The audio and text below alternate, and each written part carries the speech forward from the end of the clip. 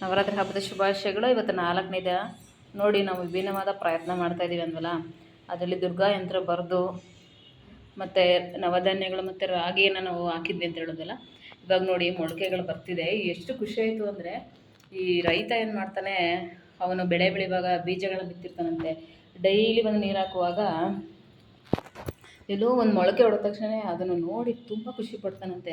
ಅದೇ ರೀತಿ ನಮಗೂ ಕೂಡ ಅಷ್ಟು ಖುಷಿ ಆಯಿತು. ಮನೆಯವರೆಲ್ಲ ಕರೆದು ತೋರಿಸ್ತಾ ಇದ್ವಿ, ಇಲ್ಲಿ ನೋಡಿ ಇಲ್ಲಿ ನೋಡಿ ಇಲ್ಲಿ ನೋಡು ಅಂತ.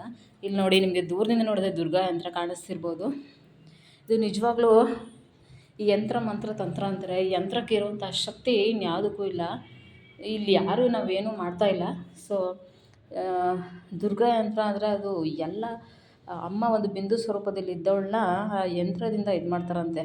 ಅವಳು ಮಂತ್ರ ಸ್ವರೂಪಿಣಿ. ಮಂತ್ರ ಹೇಳ್ತಾ ಅವಳಿಗೆ ದೇಹದ ಎಲ್ಲ ಭಾಗಗಳ ರಚನೆ ಆಯ್ತಂತೆ. ಅಮ್ಮ ಫಸ್ಟ್ ಇದ್ದಿದ್ದು ಒಂದು ಏನು ಹೇಳ್ತಾರೆ, ಅವಳು ಬಿಂದು ಸ್ವರೂಪಿಣಿ.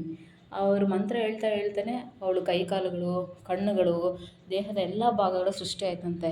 ಸೊ ಅದಕ್ಕೋಸ್ಕರ ಹೇಳೋದು, ಯಂತ್ರಕ್ಕಿರೋಂಥ ಶಕ್ತಿ ಇನ್ಯಾವುದಕ್ಕೂ ಇಲ್ಲ ಅಂತ ಹೇಳ್ತೀವಿ.